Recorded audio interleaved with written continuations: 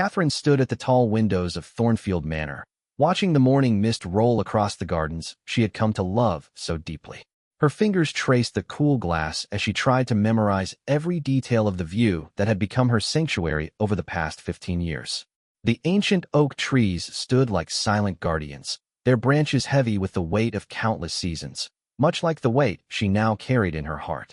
William found her there, as he had every morning for the past month, since they had received the news that would change everything. His reflection appeared beside hers in the window, and she could see the same quiet desperation in his eyes that she felt in her own soul. They had always been able to communicate without words, a gift that had served them well through years of public scrutiny and private challenges. Now, that same silent understanding carried the burden of their shared grief.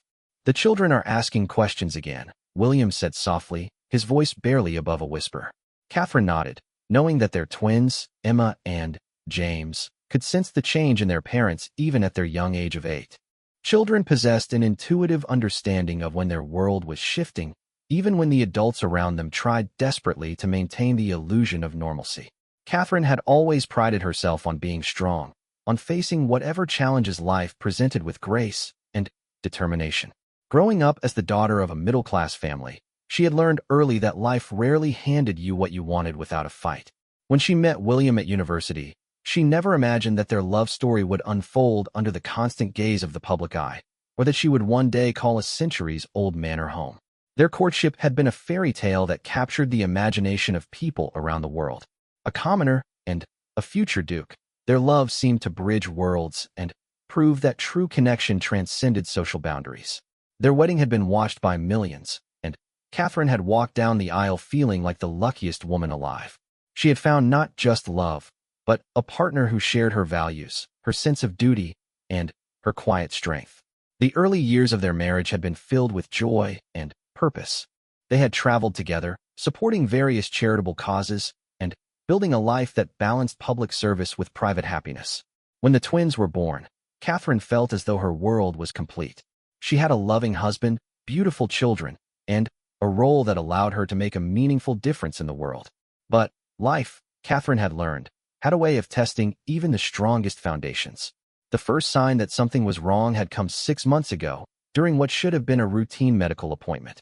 She had been feeling unusually tired, experiencing headaches that seemed to come from nowhere, and having moments where her vision would blur without explanation. The doctor had initially dismissed her symptoms as stress-related, suggesting that the demands of her public life might be taking a toll on her health. Catherine had wanted to believe that explanation, had clung to the hope that rest and relaxation would restore her to her usual vitality. But as weeks passed and her symptoms worsened, both she and William knew that something more serious was happening. The tests that followed were a blur of medical terminology and waiting rooms, of holding William's hand as doctors explained procedures and discussed possibilities. Catherine had faced each appointment with the same composure she brought to public engagements, but, privately, she was terrified. The not knowing was almost worse than any diagnosis could be. When the results finally came, the world seemed to stop. The words the doctor spoke, aggressive, terminal, limited time, seemed to echo in the sterile room long after they were uttered. Catherine felt as though she was watching the scene from outside herself, as if this devastating news was happening to someone else entirely. William's reaction had been immediate and fierce. He wanted second opinions, experimental treatments, the best specialists money could find. His love for her transformed into a determination to fight this diagnosis with every resource at their disposal. Catherine loved him for that fight, for his refusal to accept what the doctors were telling them. But she also knew, with a clarity that surprised her, that some battles could not be won. They had spent weeks researching treatments, traveling to different specialists, exploring every possible option. Catherine underwent procedures and treatments that left her weak and nauseated, but she persevered because William needed her to fight, and because their children needed to see their mother refusing to give up. But as the treatments failed to show progress, as her condition continued to deteriorate despite their best efforts, Catherine began to understand that her fight would not be about conquering this disease, but about how she chose to live with it. The realization brought a strange kind of peace, even as it broke her heart to watch William struggle with the same acceptance. Standing at the window now, Catherine reflected on how much their lives had changed in such a short time. The public engagements had been quietly canceled or postponed. Their staff had been briefed with careful discretion. Most importantly, they had begun the impossible task of preparing their children for a future without their mother. "I've been thinking about the foundation," Catherine said, turning away from the window to face William directly. The charitable organization they had built together had been one of their greatest shared accomplishments, supporting families dealing with serious illnesses. The irony was not lost on either of them that they were now facing the very challenges they had worked so hard to help others overcome. William's jaw tightened.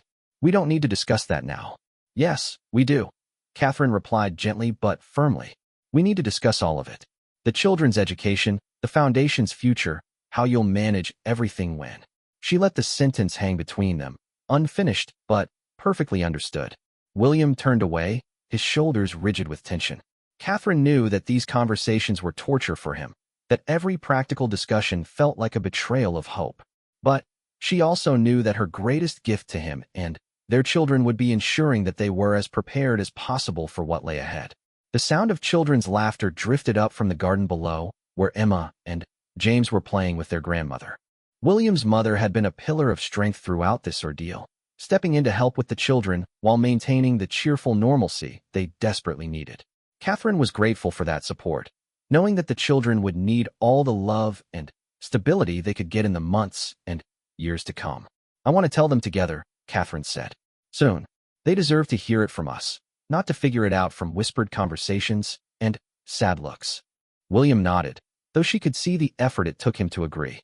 They had been protecting the children from the full truth, sharing only that Mama wasn't feeling well and needed to rest more than usual. But Catherine could see in Emma's observant eyes and James's sudden clingy behavior that their strategy of gentle deflection was no longer sufficient. "How do we explain to an 8-year-old that their mother is dying?" William asked, his voice breaking slightly on the last word. Catherine moved to him, taking his hands in hers. His fingers were cold, she noticed, as they had been for weeks now. "We explain that love doesn't end, even when life does. We tell them that every moment we have is precious, and that they'll carry everything we've taught them forever." They stood together in the morning light, holding each other as they had done countless times before, but knowing that their time for such simple intimacies was becoming increasingly precious. Catherine tried to memorize the feeling of William's arms around her, the scent of his cologne mixed with the faint smell of the coffee he'd been drinking, the way his heart beat steadily against her cheek. Outside, the world continued its relentless pace, unaware that inside Thornfield Manor, a love story was beginning its most heartbreaking chapter. The decision to tell the children came on a Tuesday afternoon in late autumn. Catherine had been having what she privately called a good day, one where the pain was manageable and her energy levels allowed her to move around the house without assistance. These days were becoming rarer, and she had learned to treasure them when they came.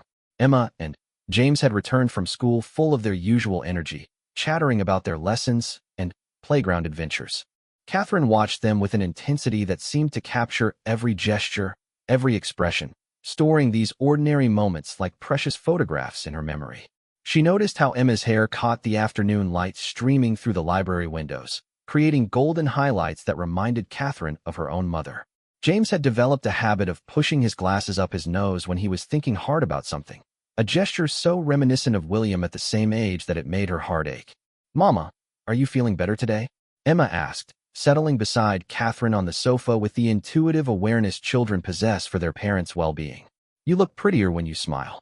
Catherine's heart clenched at the innocence of the question and the hope underlying it.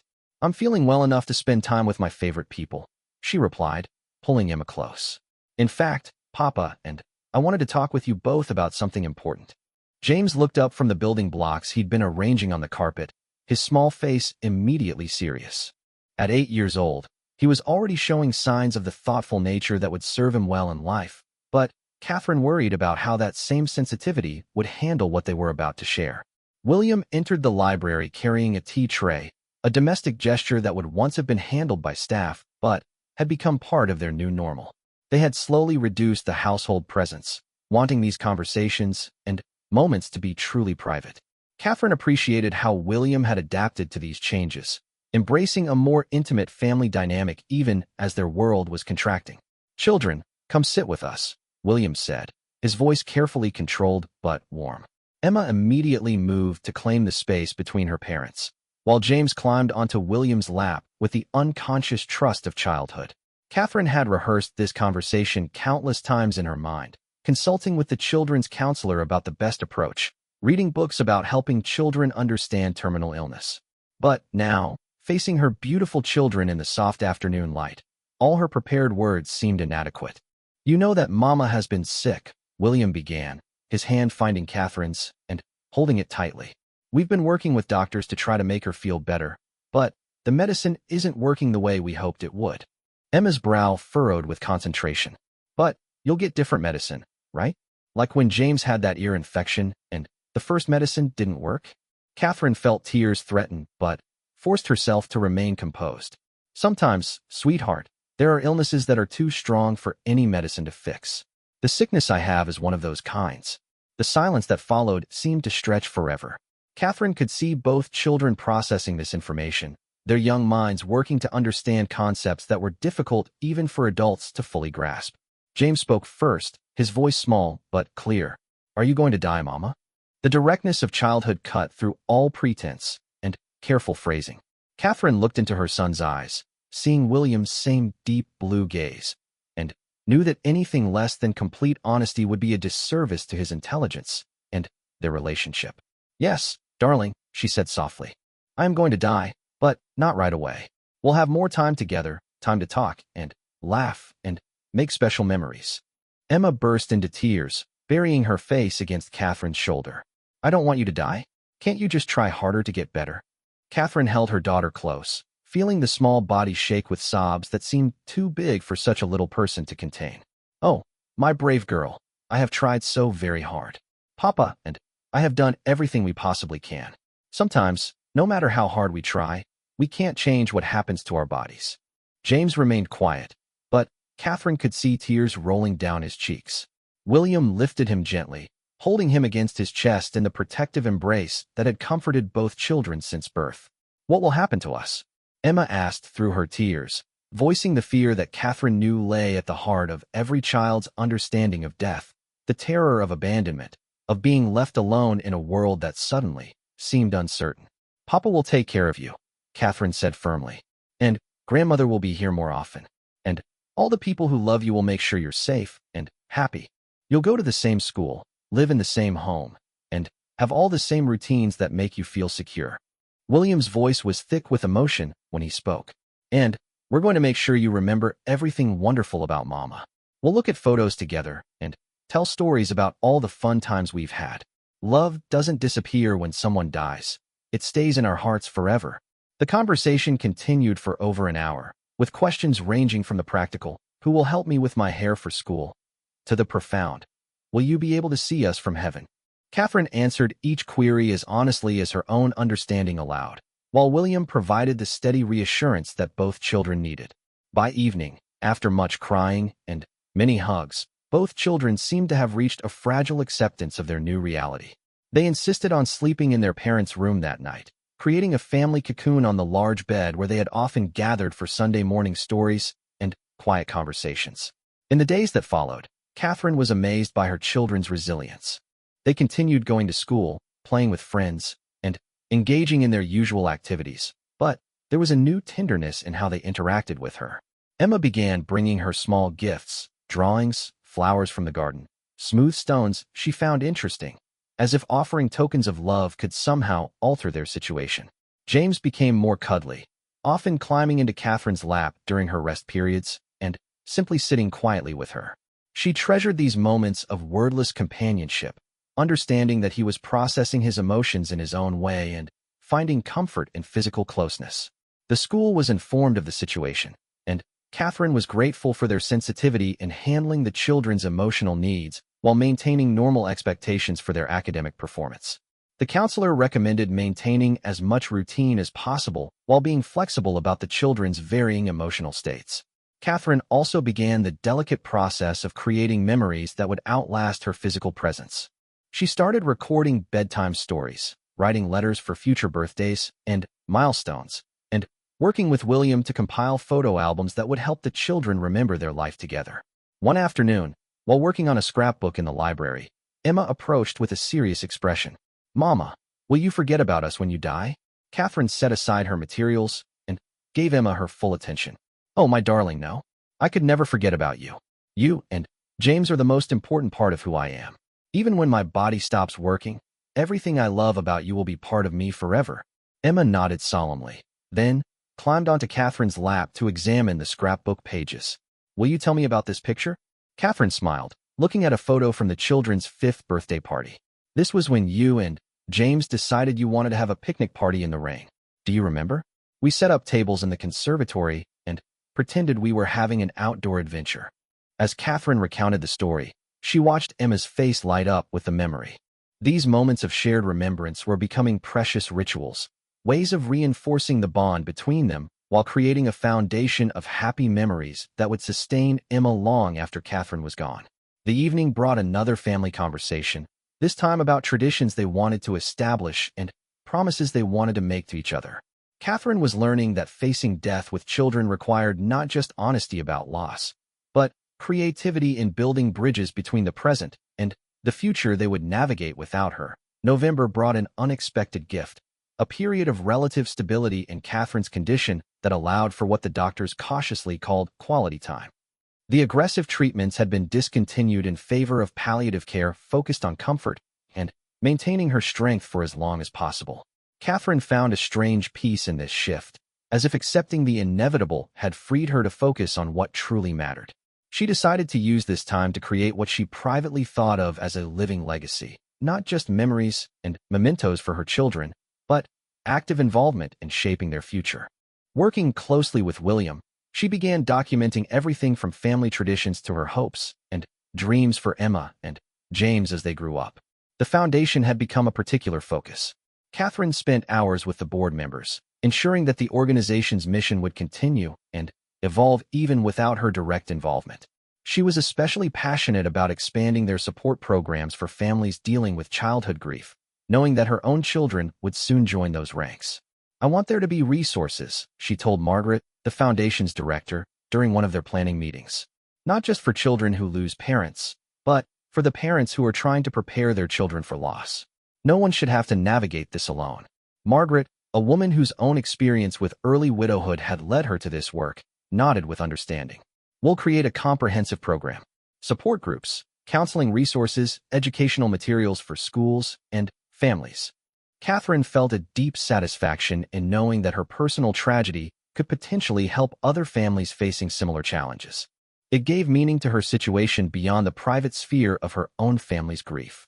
At home, she had begun what she called mother lessons with Emma, not formal instruction, but organic conversations about everything from practical life skills to values and relationships. During these talks, Catherine tried to impart 15 years of mothering wisdom into whatever time they had left. "Kindness is the most important thing," Catherine said one afternoon as they worked together in the garden, planting bulbs that would bloom long after she was gone. "Being smart is wonderful, and being talented is a gift, but kindness is what makes you truly beautiful."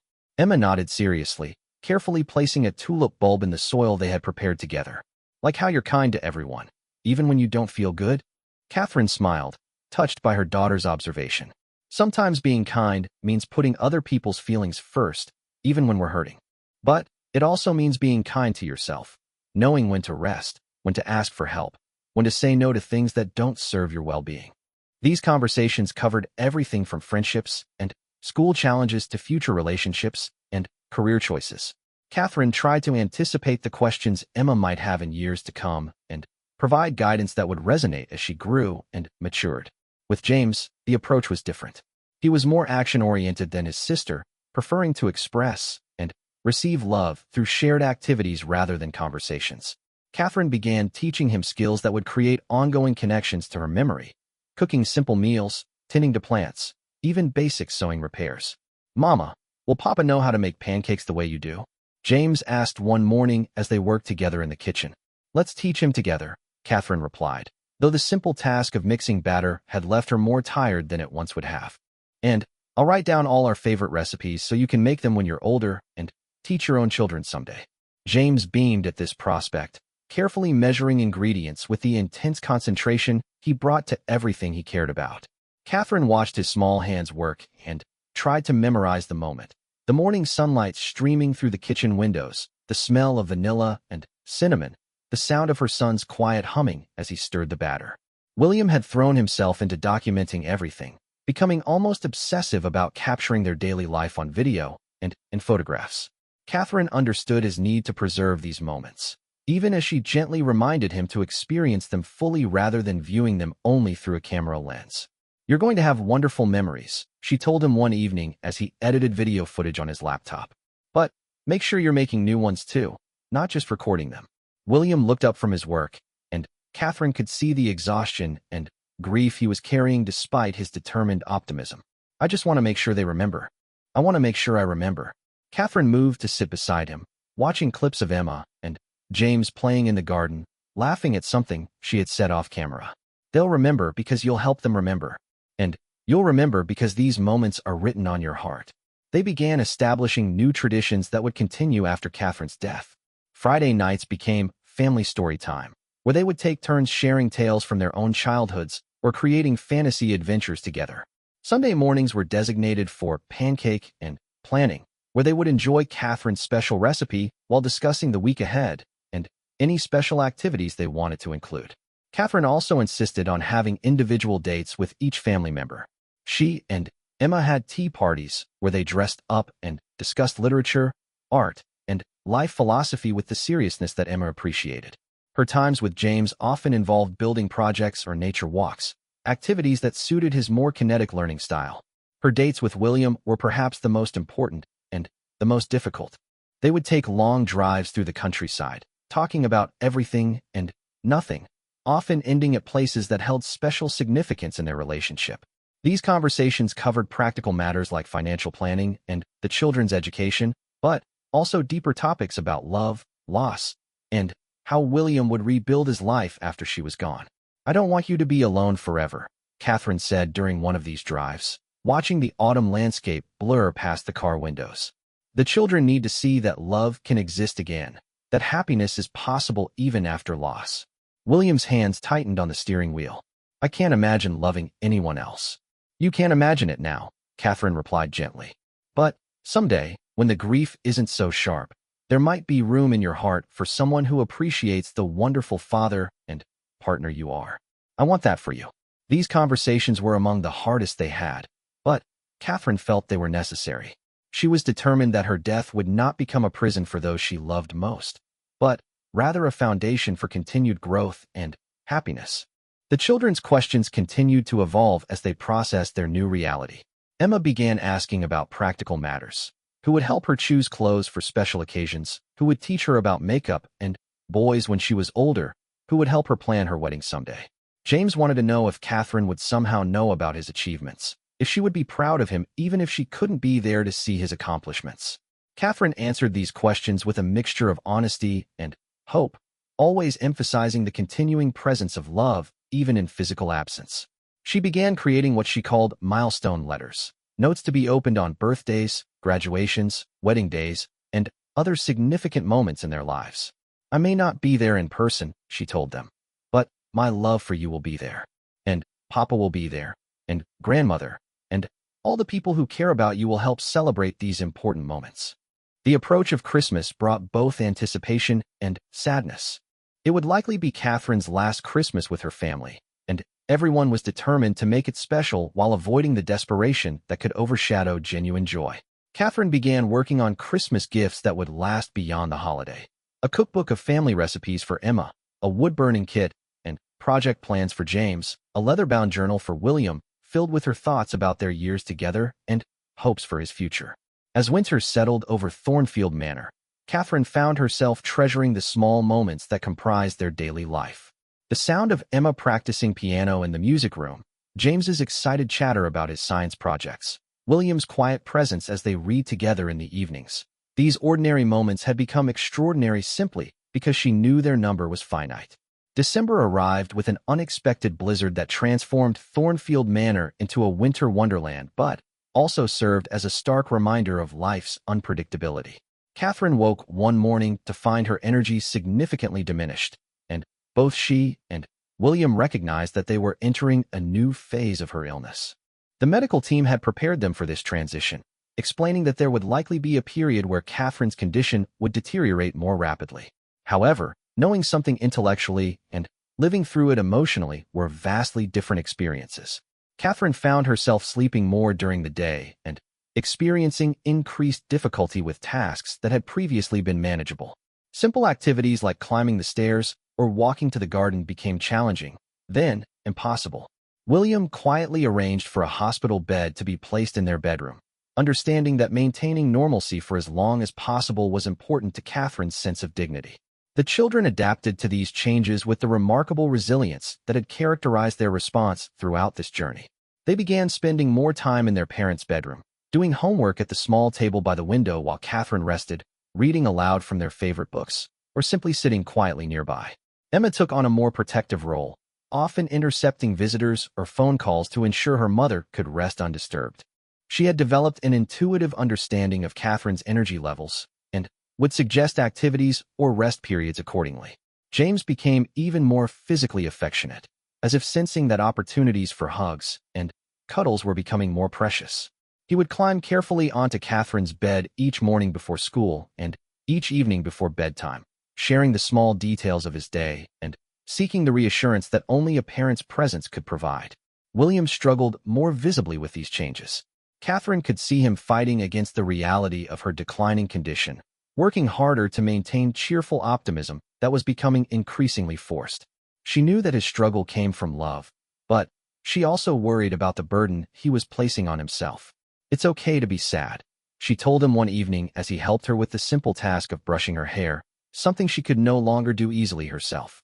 "The children need to see that it's normal to grieve, even while someone is still alive."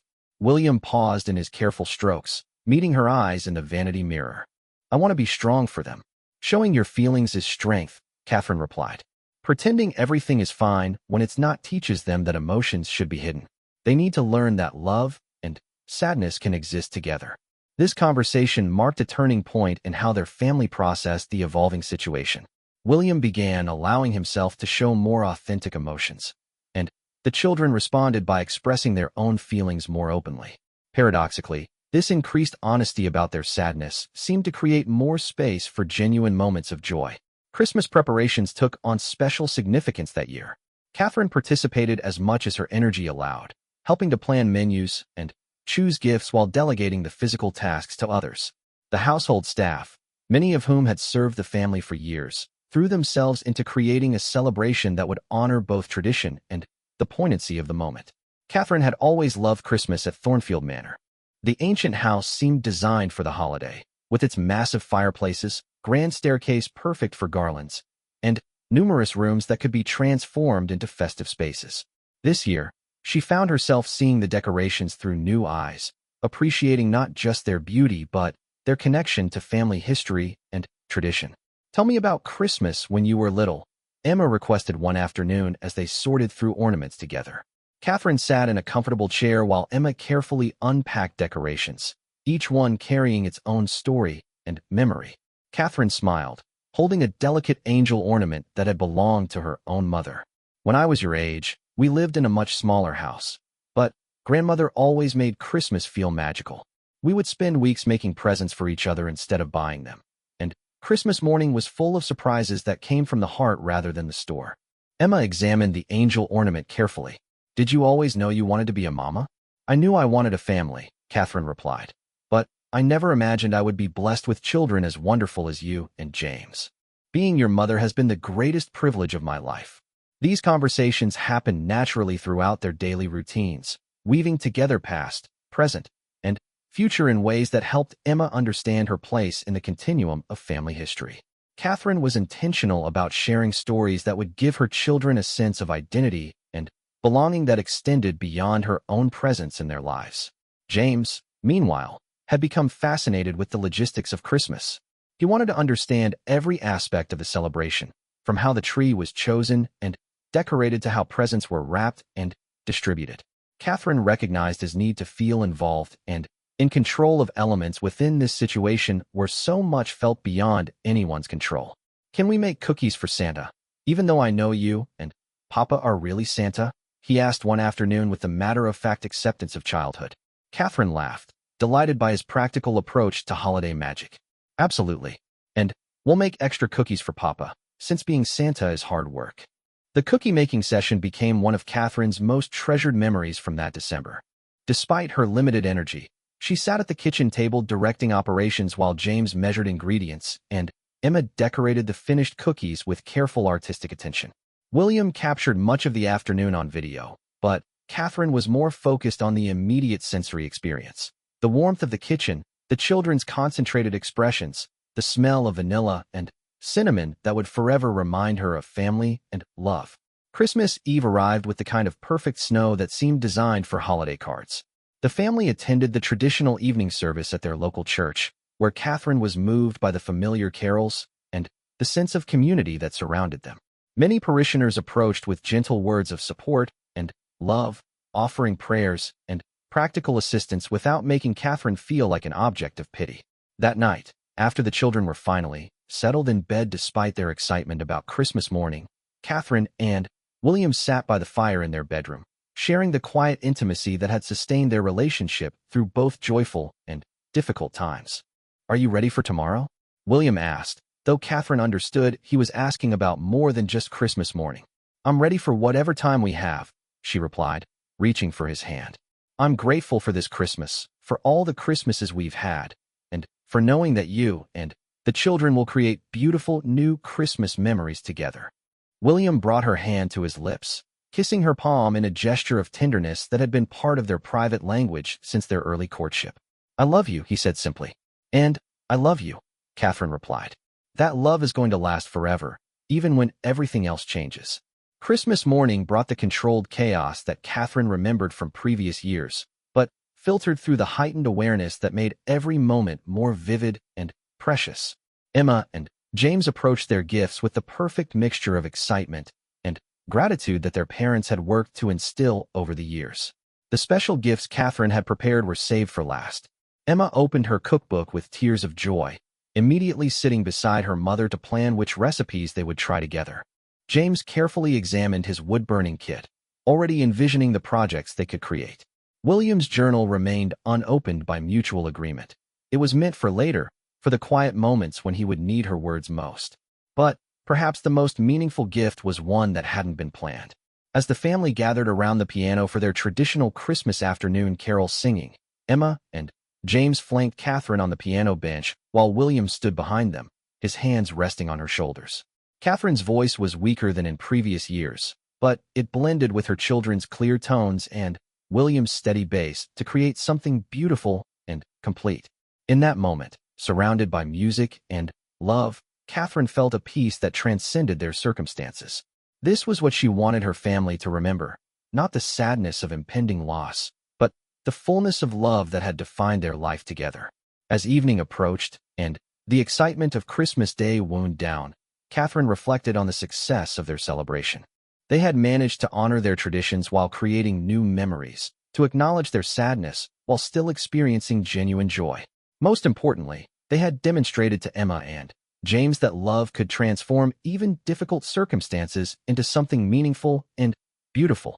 January brought a profound shift in Catherine's condition, one that everyone had anticipated but no one was truly prepared to experience. The holiday period had sustained her with adrenaline and determination, but now her body began the final process of letting go. The medical team increased their presence at Thornfield Manor, ensuring that Catherine would be comfortable and that her family would have support during the days ahead. Catherine was grateful that she remained lucid and alert even as her physical strength waned. She used this clarity to have final individual conversations with the people who mattered most to her, saying things that needed to be said while she still had the energy and presence of mind to say them well. Her conversation with Emma took place on a gray afternoon while James was at school, and William was meeting with the family solicitor about arrangements that Catherine insisted on finalizing personally. Mother and daughter sat together in the library, surrounded by the books that had been such an important part of their shared life. "I need you to promise me something very important," Catherine said, holding Emma's hands in her own. I need you to promise that you'll let yourself be happy. Not right away. It's important to be sad when someone you love dies. But eventually, I want you to laugh and play and enjoy all the wonderful things that life has to offer." Emma nodded solemnly, though tears were flowing down her cheeks. "Will you be angry if I'm sad for a long time?" "Oh, my darling, no," Catherine replied, pulling Emma close. "Being sad shows how much you love me. But I also want you to remember that love is meant to make us bigger, not smaller. As you grow up, let the love we share help you love other people more, not less." They talked about Emma's future, about her dreams of becoming a teacher like her favorite instructor at school, about the importance of friendship and kindness, and staying curious about the world. Catherine shared stories about her own childhood and adolescence, giving Emma a broader context for understanding the woman who had been her mother. "I want you to know that even when you can't see me or hear my voice, I'm still part of you," Catherine said. "Every time you choose kindness over cruelty, every time you stand up for someone who needs help, every time you pursue something you're passionate about, I'm there with you in those choices." Emma listened with the intensity that had always characterized her personality, asking thoughtful questions and making connections that showed how deeply she was processing not just Catherine's words, but their implications for her life ahead. Catherine's time with James was different, matching his more active and concrete way of understanding the world. They worked together on a final wood-burning project, a small box where James could keep treasures and reminders of their time together. "Mama, will you hurt when you die?" James asked as they worked, his question delivered with the directness that Catherine had always appreciated about her son. "No, sweetheart," Catherine replied honestly. "The doctors have promised that when it's time, I won't be in pain. It will be very peaceful, like falling asleep when you're very, very tired." James nodded, concentrating on the pattern he was burning into the wood. "Will you miss us?" Catherine considered this question carefully. "I think love is bigger than missing someone. I think that when you love people as much as I love you and Emma and Papa, that love becomes part of everything, even after death." They talked about James's interests and talents, about his love of building and creating things with his hands. Catherine shared her hopes that he would always find joy in making things, whether as a hobby or a career, and that he would remember the satisfaction of creating something beautiful and useful. "The most important thing," she told him as they admired their finished project, "is to be kind to yourself. You're going to grow up to be an amazing man, and I want you to be proud of who you become." Catherine's most difficult conversation was with William. They had talked extensively over the months about practical matters and future hopes, but there were still things that needed to be said, acknowledgments that needed to be made. "I know I'm asking too much of you," Catherine said one evening as they lay together in the hospital bed that had become a fixture in their bedroom. "Taking care of the children, managing everything alone, it's not what we planned." William turned to face her, his expression fierce with love and determination. "You're not asking anything of me. I'm choosing this because I love you and I love them. It's not a burden, it's a privilege." Catherine smiled at his response, so characteristic of the man she had fallen in love with years ago. "I need you to know that you don't have to carry this alone. Your mother has offered to move closer, and Margaret from the foundation has volunteered to help with the children whenever needed. Let people help you." They discussed specific concerns about Emma's sensitivity and James's need for physical activity, about maintaining connections with Catherine's family while building new support systems. William had already proven himself to be an attentive and involved father, but now he would need to fill roles that Catherine had previously handled. "I wish we had more time," William said, voicing the thought that hung between them constantly. "We have exactly the time we were meant to have," Catherine replied. "And we've used it well. We've loved completely, raised beautiful children, built something meaningful together. Not everyone gets to say that about their life." In her final days, Catherine was surrounded by a constant flow of gentle activity. Emma and James maintained their school routines, but spent every possible moment at home, often doing homework or reading in her room. William arranged to work from home, setting up a temporary office in an adjoining room so he could be nearby while still handling necessary business.